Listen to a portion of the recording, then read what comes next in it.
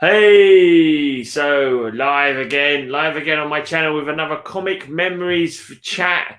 I'm joined by Portugal's finest, Paulo Costa. Hey, Hey, how you doing, mate? good. And you got some comics to talk about with us Yeah. Oh today? yeah. Oh yeah. Oh yeah. Oh yeah. I went through my old collection to dig out some of the stuff that I read when I was a kid. So if you've seen my videos, you've seen me show some of the old Brazilian comics that we got in Brazil, and they were smaller, just sized. And throughout the ages, they actually changed a little bit. But they were always fun. Like Yeah, this issue of the Incredible Hulk. and make you on big, put you on big. Yeah, here it is with Wendigo and the Sasquatch.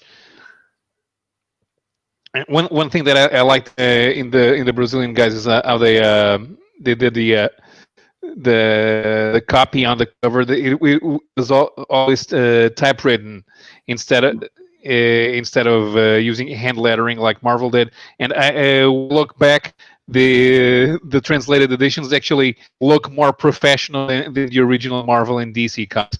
Okay, Yeah, interesting.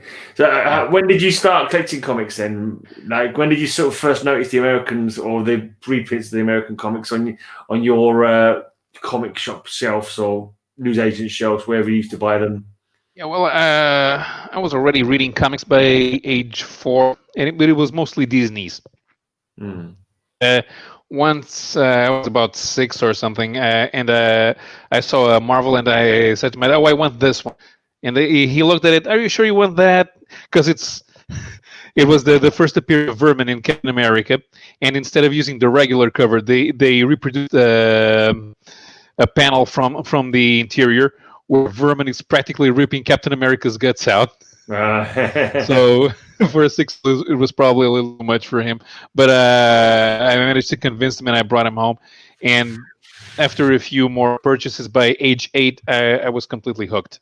I needed right. to buy more comics, and So and these are all from the that time. It was mid '80s, it's a big and jump from Disney to superheroes. yeah, yeah.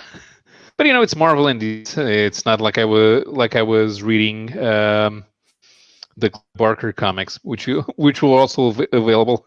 Mm. Yeah, one thing that the Brazilians did. There, guys like Ken who do collect foreign comics. They usually try to build up sets with the version that is almost as identical as possible to the original. The thing is, the Brazilians usually used covers that were not the thing that you're expecting. For example, this one, they just use an action cover with Sasquatch and Wendigo, but this one has two Hulk stories, and the other one is the story where Rocket Raccoon joins the Marvel Universe when the Hulk gets transferred to Half World and helps Rocket Raccoon, and then he comes back with Bruce Banner's Bane. So if you're out there collecting Hulk number 271 because Rocket Raccoon moving the Marvel universe, you'll never notice from this cover. Oh, yeah, yeah. Were they two? So is there two stories in there? Were they concurrent running stories, or they just randomly threw stories in? Did the run sort of go smoothly with all the numbers, or did they jump stuff and change Yeah, stories? they had a continuity, and because it's a translator who actually helped the publishers create continuity. So since they started in 1979, and it took them until 1983 to get all of the characters that they needed.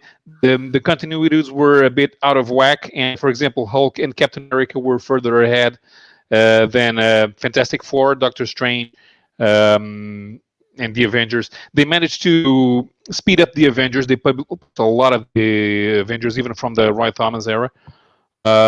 Then in other cases, they jumped stuff, like in Thor or Fantastic Four. They only went for the cool stuff. They went straight from in Thor. They went straight from the Ragnarok story that introduces Red Norvell into Walt Simonson's run. So went over all of that Doug Mensch issues that focused more on Don Blake, or one of the multiple times when Odin died and it was presumed missing. But yeah, the other advantage of having these comics is this is 84 pages. Right. And so he has as other characters. And since the Hulk, Bill Mantlo and Sal Buscema, it also had Rom the Space Knight inside. Let me see if I can show it.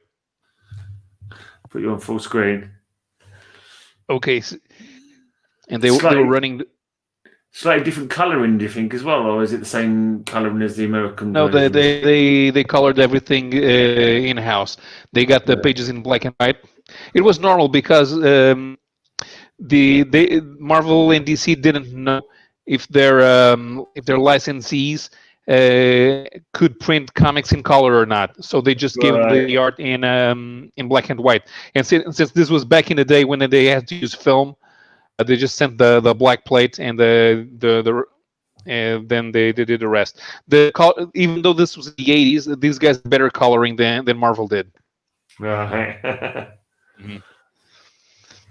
Did any of the colorists move on to work for Marvel or DC or anything like that? No. There were a couple of artists who managed to get into the American market, like Mark Campos. He did some stuff for Marvel in the 90s. But there are a few guys who provided alterations to the art if they needed to repurpose a panel or something. They usually stayed in house. Some of them worked they also produced their Disney stories, so some of them worked on that as well, or they came from the Mauricio Souza studios. Mauricio de Souza was like the Brazilian Lee. He came up with a bunch of characters, and then everybody would work on the characters, but he signed everything. Right. So we never actually knew who was working for the studio at the time. Right. Do they have any? Sometimes you hear about these foreign versions of the American comics where they change the storyline or they could completely skip a character and that kind of thing. That happened a lot. Secret Wars, for example, it was a mess because they wanted to publish Secret Wars right away. They were usually 4 or 5 years out of continuity with the United States, which is actually good because these guys had a limited number of titles. They had like 6 to 10 magazines inside Marvel or the DC universe. And sometimes they could speed up the chronology or push or pull back a little, and maybe some did run an old story that they didn't use when it was supposed to be used, but it was okay now because it kind of functions as a stopgap, or they can use the annuals, or they have the backup characters which can be used. There were a few like there's a Western story which was published in Marvel Premiere number 54, and even in the 80s they ran that story because they thought it would look good. Is that Caleb Hammer? Yeah. I read that recently. Yeah. I read that one fairly recently. Yeah. That's cool. Did they have any of their own comics, like Brazil or Portugal, like superhero comics, or was it, fundamentally just an American art form? They did in the 60s and 70s. There were a few. They were not very successful, although some of the more hardcore readers remember them. I actually never saw the Brazilian superheroes. I know there was one called Raio Negro, Black Thunder. Or Black Ray. And I'm not sure what superpowers he had. Here in Portugal, we didn't really have superheroes. There are a few interesting science fiction stories that appear in black and white magazines, but we didn't create heroes like that. We did some stuff like there was a British comic,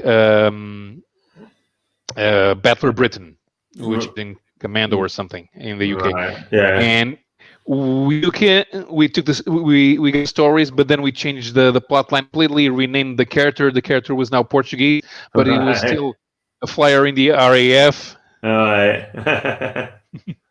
Interesting.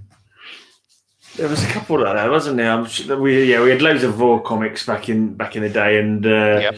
yeah, I remember as a kid, and yeah. Did you ever 2000 AD? Did that ever go over to there? No. No, I'm surprised. Interesting. And I've got quite a lot of European artists worked on 2000 AD as well, like from Italy and Spain. Was it Belladini or something like that? And of course, Esquerra, Carlos Esquerra from Spain. Yeah, I don't know all the.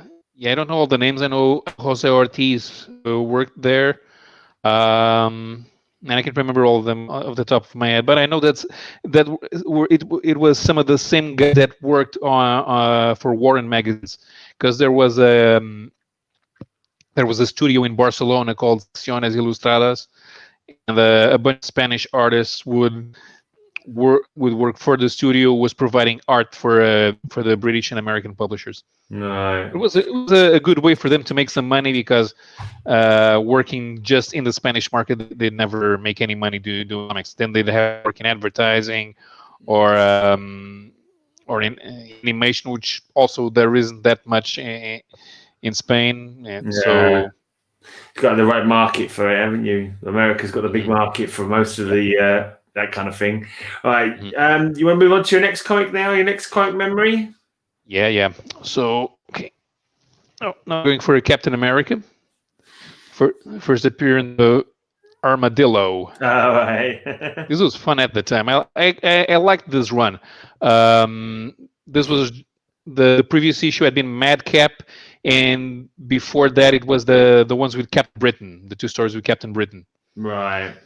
And they also had Paul Neary on art, and Mark Grunwald that just started writing.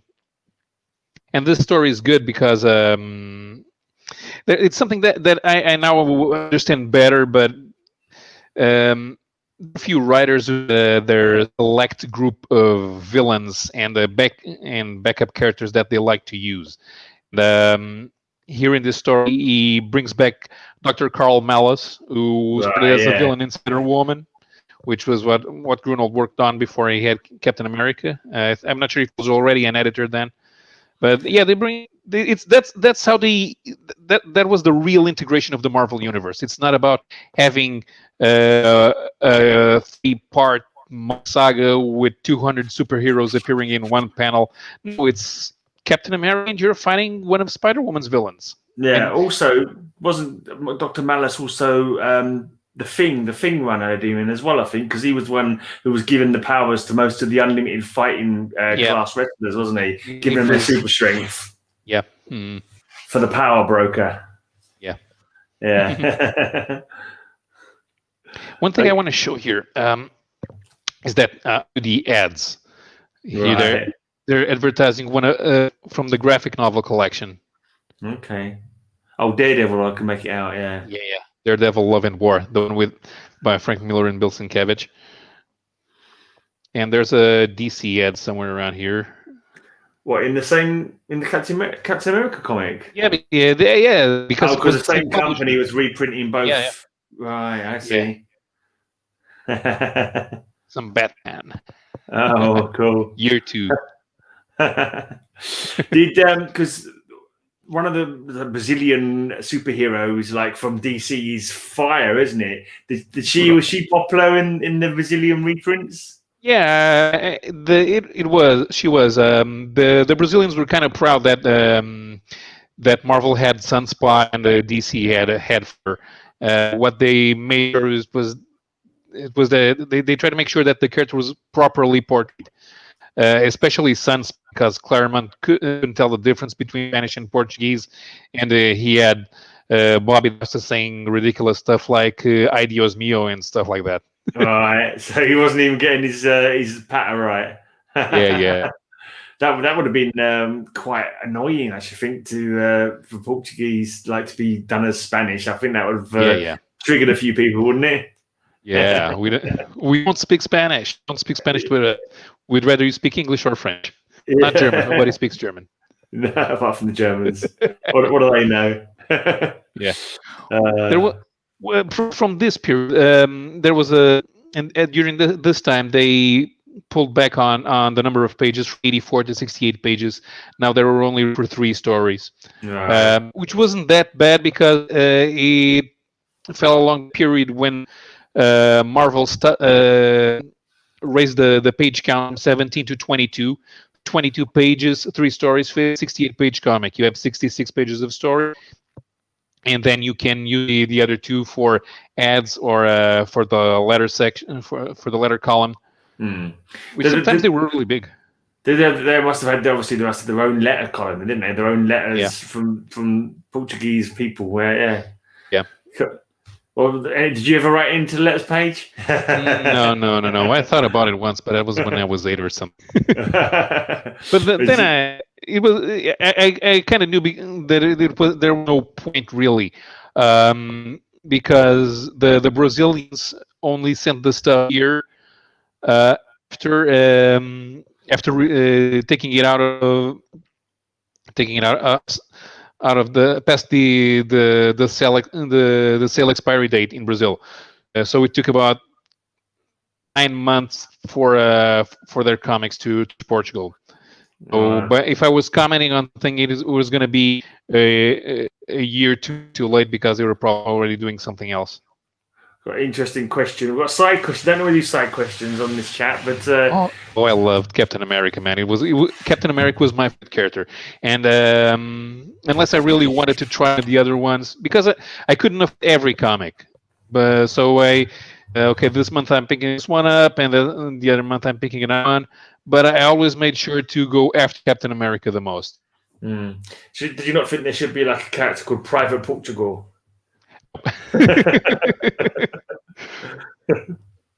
No, it doesn't quite the same ring to it, does it? We actually have a superhero now that I remember, but it's a parody because superheroes are something that makes sense given the American cultural context.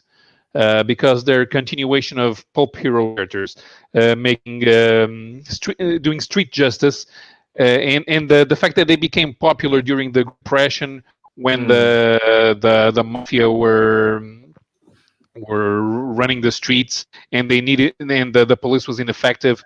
It was normal for Americans to rally around these Robin Hood-like figures, and for Europe, that's not so that it doesn't make sense to feature superheroes in a Europe setting in the same way.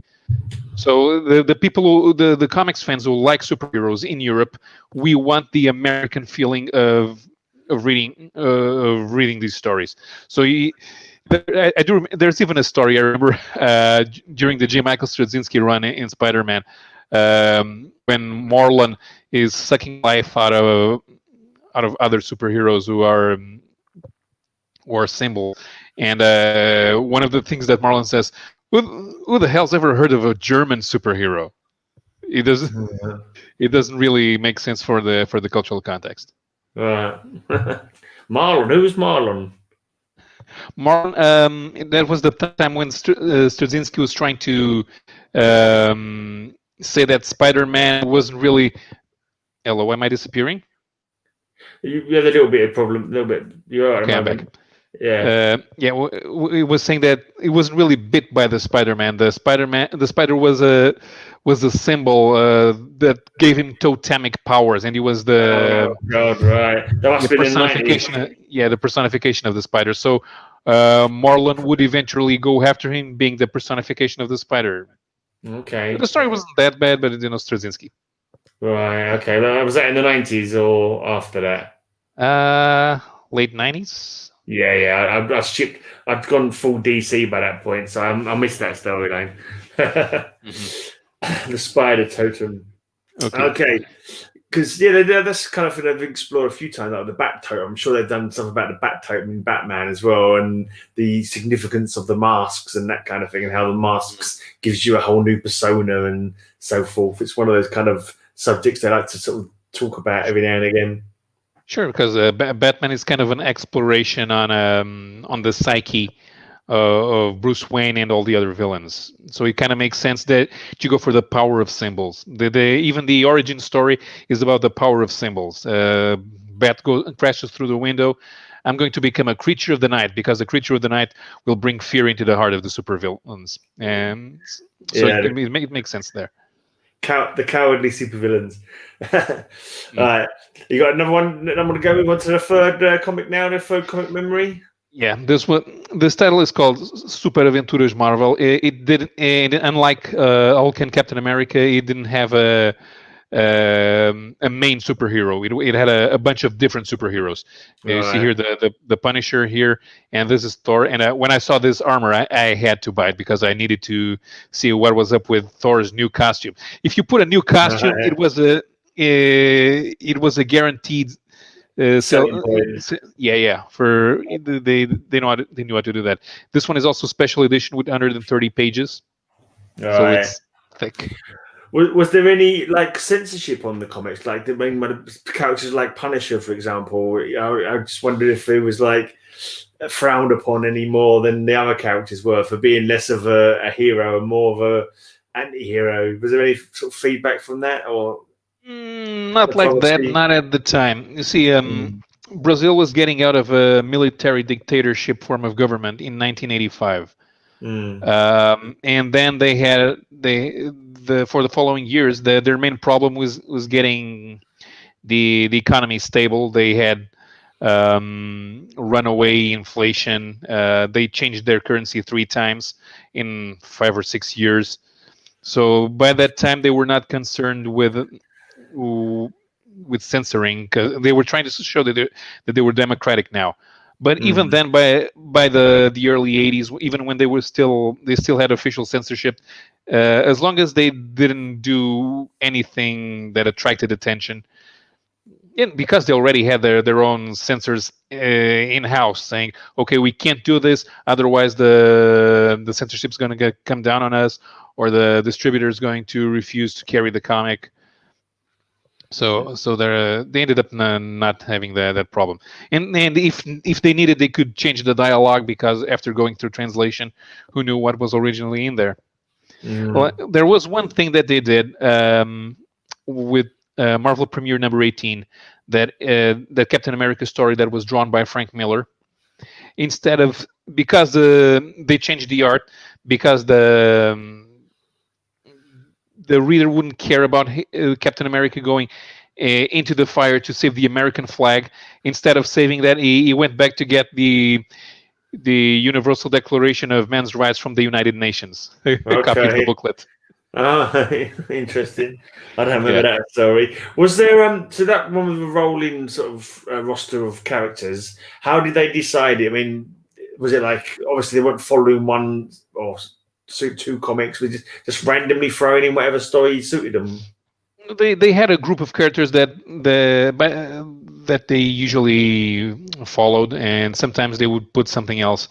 It was easier to switch in the early 80s because they were still doing stuff from the 70s, and back then Marvel had bi-monthly comics. They still had anthologies, so if they needed, they could do 3 stories of one character in one issue, then they would put it back for 6 months, and then they would come back. So we could have a rotating cast of 6 or 7 characters. By this time, it was usually the same characters. So there was Punisher, Thor, Daredevil, and Fantastic Four.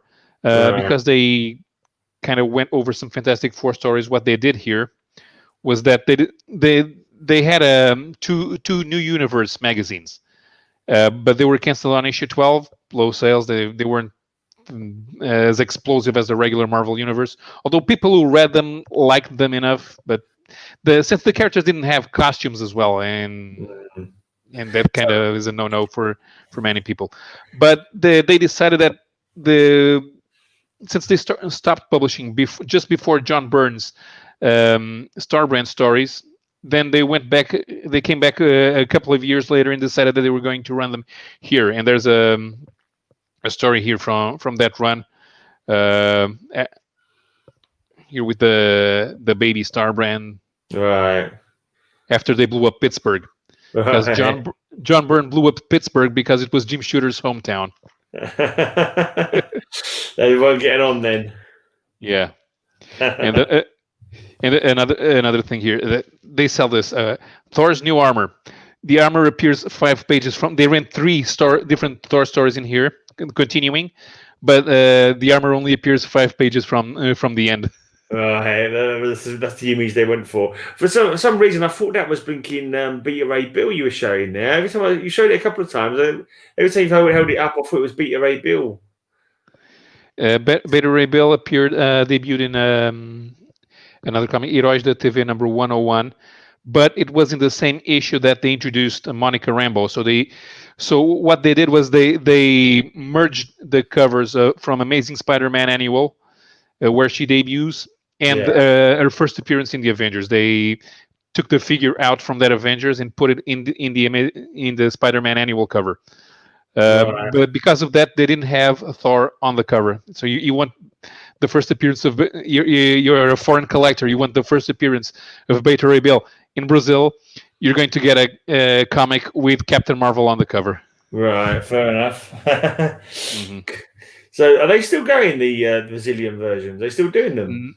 Right now, Panini have the rights for the Brazilian market. They're not exactly allowed to bring the stuff over to Portugal, although there are some places where you can get them.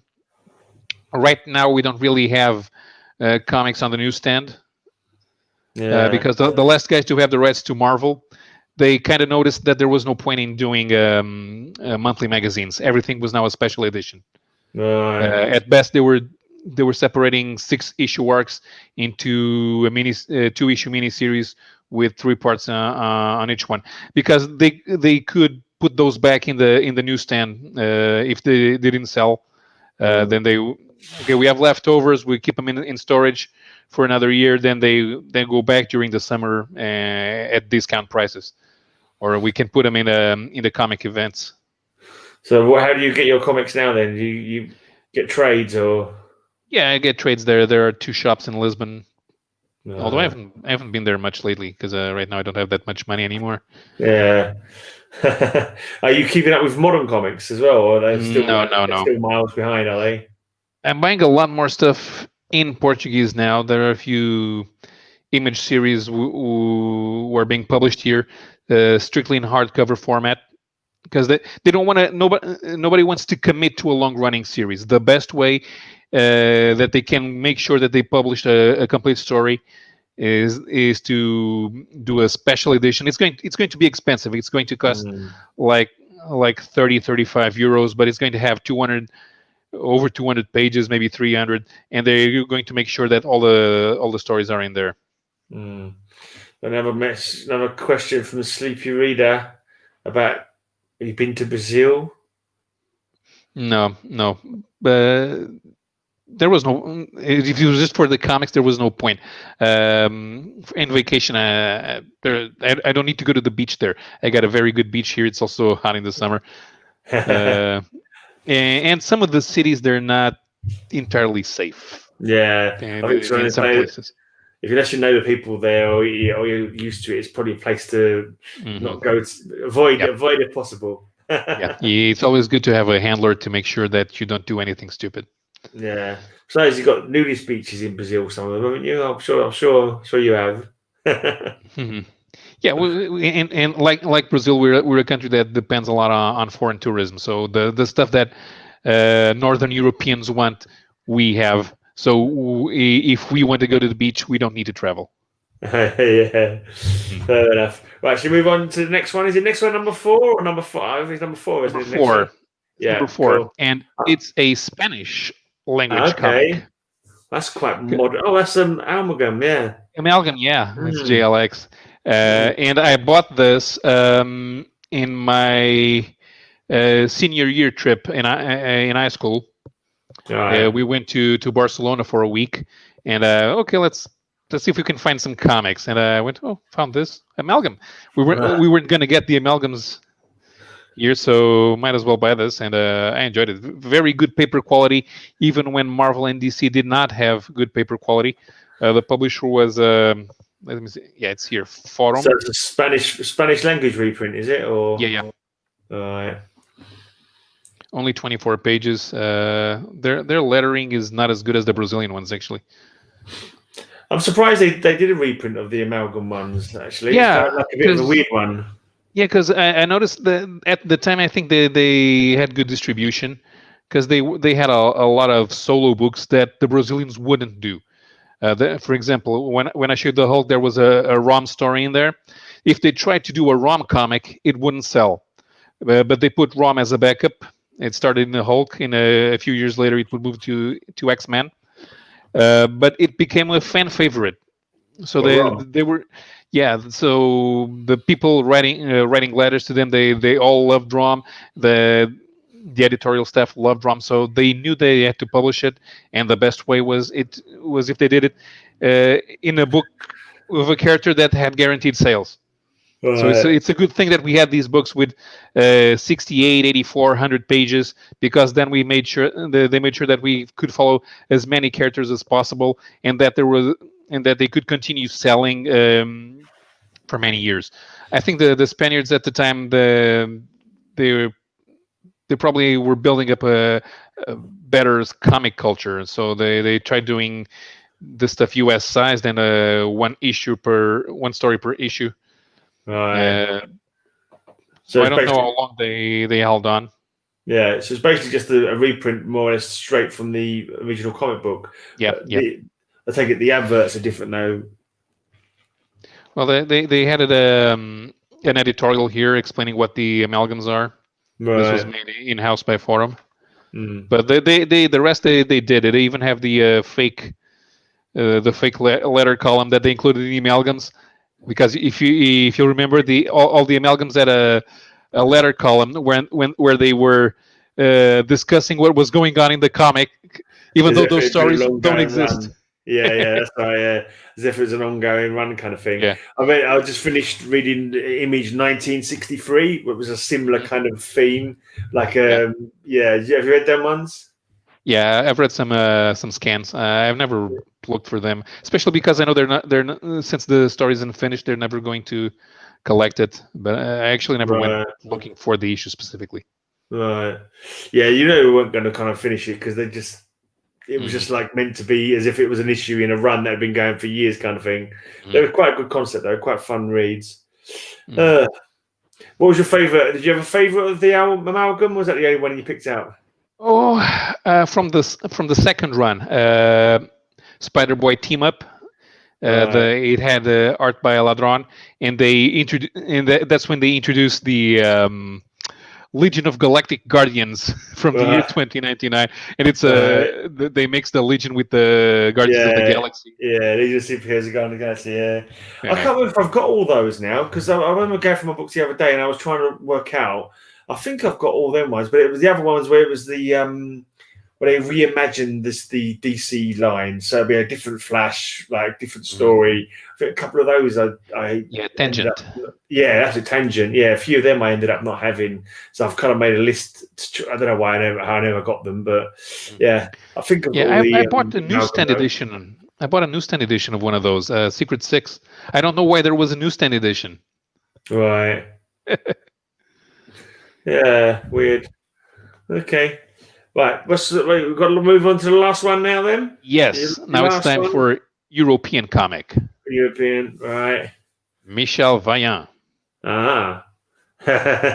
Is he a Formula One driver? Yeah. It was one of the first European comics that I read. Right. And of course, being an auto racing fan, I just had to read this, because the artists, the cars are usually very, very well drawn. Right. Okay. Let's see if I can show. As someone who's always found Formula One to be exceedingly boring, I imagine it's a very boring comic. It's just him driving around in laps, like going around in circles, or Well, it's kind of it has bits of corporate drama and backroom dealings. Right. There's an occasional little pit bit stop. Of adventure. Yeah. Of course, this one in particular I liked because the story is held in a street circuit in Angoulême, France, and there's an actual event for classic cars in Angoulême, which is what they're referencing here. See, because by the time this comic came out, these were all all old cars. Right, yeah. And but Angoulême is also where they have the International Comics Festival, which is the second biggest in Europe, and it's the second biggest in Europe and in the world. Right. The first one's in Italy. So Okay. if you send they're bigger, they're both bigger than San Diego, and Oh. they don't need movies or video games to be that big. It's just, strictly comics. So they were kind of paying a homage to the city um, for always having the festival, because the city really gets into it. There are comics everywhere. Right. There are art exhibits everywhere, and you can go visit them all, and everybody gets into it. Is it all European comics or is there American comics there as No, well? they have American comics. It's a festival for the world. A couple of years ago, I asked a friend of mine to come on a live stream with me because it was showing. I think it was the 80th anniversary of Batman. They had an exhibit for the 80th anniversary of Batman. They're always giving awards to Americans, and Robert Crumb. I think usually attends because he's been living in France for years now. Okay. He's getting on a bit now, and he must be. Yeah, I think so. I'm not sure exactly how old is he. I've no idea. His art was a so when I read a few of his stories, he's like, okay, Mm-hmm. very strange. I wonder if his style has changed. Because one I probably read was like the 60s. I'm sure he must have changed his kind of subject matter somewhat over the years. You'd think. I don't think so. I mean, I think he's more refined, but I think he's living off of whatever money he could gather. Yeah. Because I haven't really heard from anything he's doing. I'm not sure if he's doing anything still. No, maybe not. Well, but have you visited that con then? Have you been to the con? No, but I really want to go. The thing is, I have to plan it like 8 months in advance. Otherwise, there's not going to be a hotel room. Yeah. And the problem is that thing is kind of in the southwest of France, so I have to fly to Paris and then come back down either by either on a regional plane or by train, or I fly to Barcelona and then rent a car and do like 300 miles to France. So it's not easy getting there.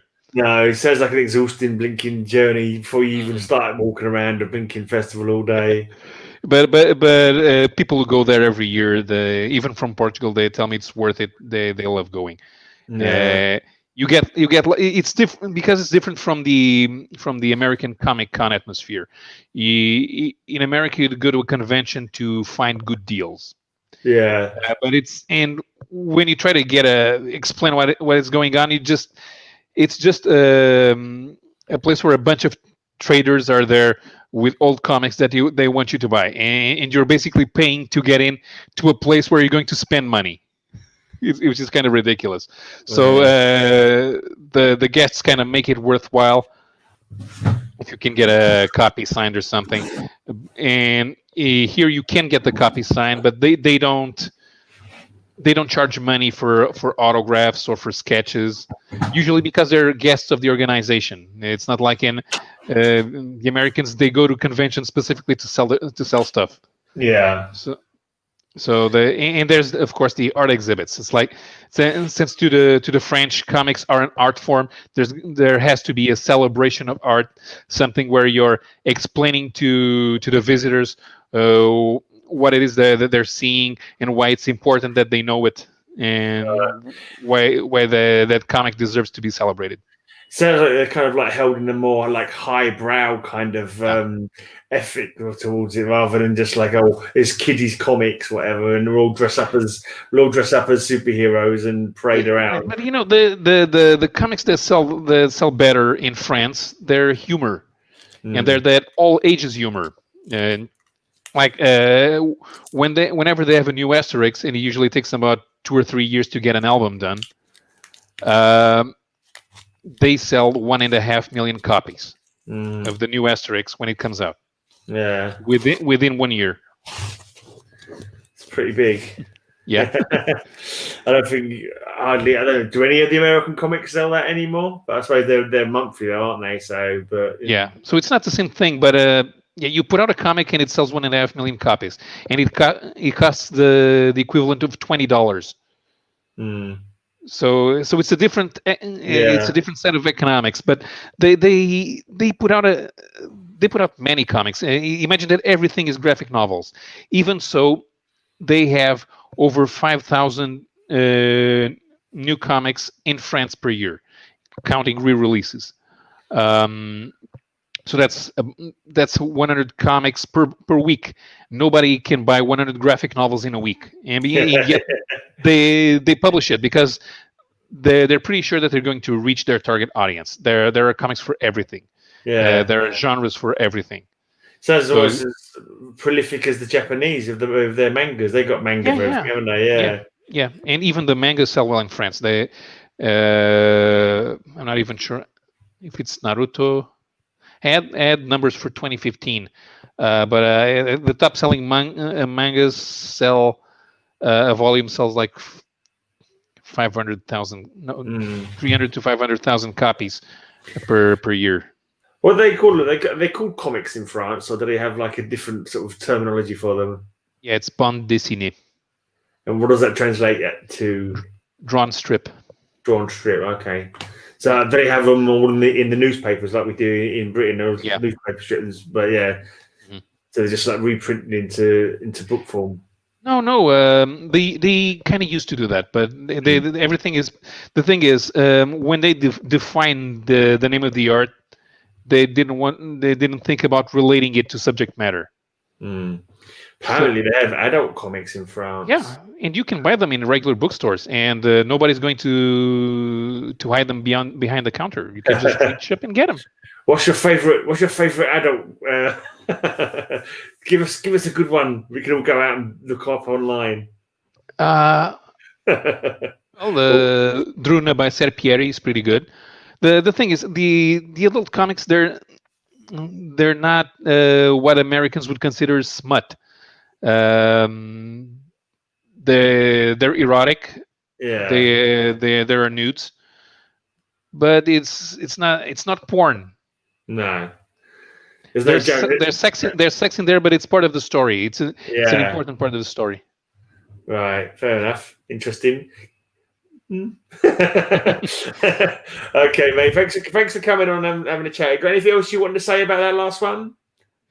Yeah, the thing this is not very popular. The only country where it's actually popular is Portugal. Right. We probably have the biggest number of fans outside France. Right. And even percentage wise, in terms of population, there's probably more. This series as one thing, it's a rare case of a series that had a soft reboot, and it started with a volume 2, which is now going on the 9th album, I think, because the original series went for 70 albums. It started in 1957. So how often did they come out then? It kind of depends. There was a period when the author could do 2 in a year if he had to. Right. So it's not like a monthly book schedule or anything like that. You'll just when they're ready, they'll come out. See, Michel Vaillant was first published in a magazine called Pilote, and what the French usually did at the time was they would pre-publish the comics. So when it came out an album, it's not a reprint. The objective is the album, and it came out in a magazine. It's called a pre-publication because they did 1 to 4 pages at a time, and it would run a weekly schedule. So if you do 1 page a week, by the end of the year you have an album. Well, you put it out. Okay. But those magazines don't exist anymore. But I think only Fluide Glacial. Pilote doesn't exist. Tintin doesn't exist. Spirou still exists, although Dupuis doesn't use Spirou as so much for pre-publication. It's more to keep the characters alive every week. And Fluide Glacial still exists. That's more of an underground magazine, but it's sold in newsstands, so you can buy it. What's the wackiest, most way out there European comic character? Ooh, I'm not entirely sure. There was an Italian comic that people had it had a following. It was a very weird science fiction. It was called Rank Xerox, Okay. I heard that and name, Rank Xerox. Does that come from yeah, something to do with the movie industry or something like that? no, there was I've heard problem the with the name zero. Rank There was a problem with the trademark because of the Xerox Corporation went after them. All right, okay, because Rank is a film company, isn't it? And I thought Yeah, Xerox was something to do with maybe like film reproduction or something like that. I don't know. yeah. So that's interesting. Cool. Right. Anything else you want to add? You're going to be on live in about 15 minutes on, is it Howler Mouse's channel? You want Yeah, to? I'll let yes. you plug whatever you're doing to people. I'll let you plug everyone now. Yeah, so in 15 minutes, we're going to go for another episode of the Cavern of Chaos, which is a show that Howler Mouse started. First, it was just him and Jared Osborne. And then after a while, because I was interacting a lot in the chat, which I usually do when I find him live, then invited me and one of Howler Mouse's real world friends, Scott, to be on the show with him. So there's the four of us, and we managed to get that thing going for over 2 hours. What's the subject tonight? What are you talking about tonight on there? Just whatever comes up. I'm not even sure. Okay. So there's no like schedule. It's just like whatever comes up comes up. Yeah. Usually Tim has an idea of what he wants to do, and he sets the tone, and the rest of us contribute stuff. And if we want to bring up something, we do. Right, cool. Right. Well, cheers for coming on, mate. If anyone else, you should have to come on Cover Slingers one day, maybe. Yeah, well, on Saturday show. And anyone else wants to come on and discuss some comic memories with me, then get in touch on Instagram or do Cover Slingers, which is Talk to Cover Slingers tomorrow, 7 p.m. UK time and Portuguese time, I think. It's well, we're doing shark covers tomorrow, and cheers! Make sure everyone tunes in for that. I'm knackered. I'm going to bed now, so I'm not probably going to miss my own blocky blog again because my body clock's gone completely skew to what it used to be. So I'll basically matchsticks in my eyelids to try and stay awake while we was chatting. It's terrible. And thanks for coming on, mate. No problem. And thanks for watching, everybody. Cheerio.